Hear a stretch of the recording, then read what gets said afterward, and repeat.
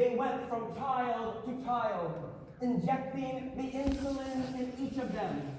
And slowly and gradually, each of them began to wake up. And all signs of their diabetes began to disappear. This was a breathtaking moment, considering the fact that before this time, anyone who was diagnosed with type 1 diabetes wasn't expected to live more than another year or two. Therefore, we can imagine the dramatic change in the ambience in that room, from a room filled with certain death and despair to suddenly a room filled with joy and hope. It is precisely this dramatic change from despair to joy and hope that we as Christians experience in this transition to the season of Advent. This season in which, like the children who woke up from their diabetic coma, we too are called to wake up from our diabetic coma of sin. As St. Paul and Jesus commands us in the scriptures, now is the time to wake up from your sleep. Now is the time to put away works of darkness and to clothe yourself with the light of Christ. This doesn't come easy. St. Paul, to be exact, the prophet Isaiah tells us that this transformation within our lives and hearts does not come without sacrifice and sweat. The prophet says, "Climb the Lord's mountain, climb with sweat and sacrifice. Buckle your shoes, put your backpack on, put your hat on, and get ready for some hard work up the mountain of the Lord." Dr. James Collett, who was one of the scientists who administered the insulin to those kids on that fateful day in 1922, as he saw before his own eyes the success of the insulin among the kids, he realized within his heart that that would not have come about without his own climb up the hill, without his own sweat and sacrifice. Prior to that day, when insulin was just fresh off the press, he took that insulin sample and experimented on a teenager who was also dying from diabetes. And the teenager had a major allergic reaction.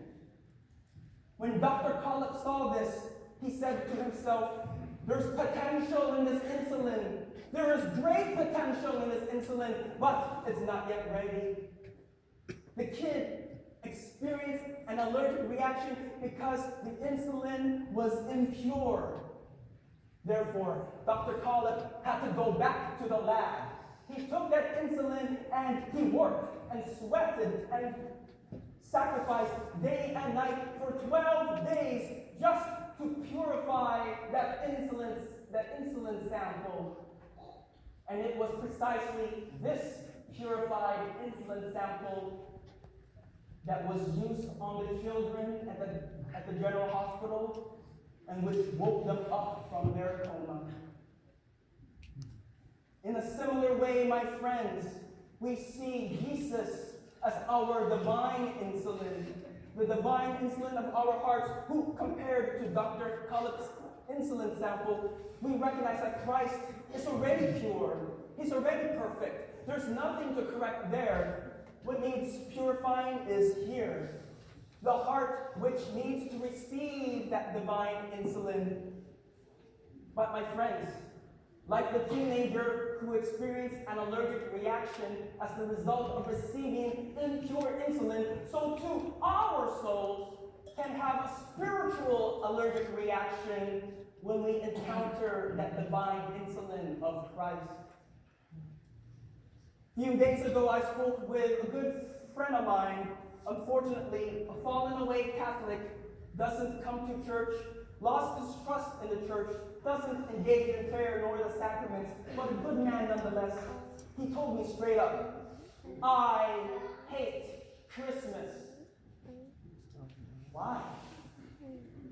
It's stressful, and it gets on my nerves when I hear about the joy that we hear in the Christmas carols. It leaves me feeling that Christmas is, it's just surface. It doesn't come deep. It's superficial. I hate it. That's the spiritual allergic reaction that I'm talking about, my friends.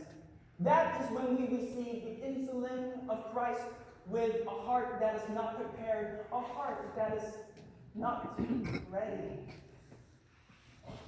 And we ready and prepare and purify our hearts only with Him, through Him, and in Him.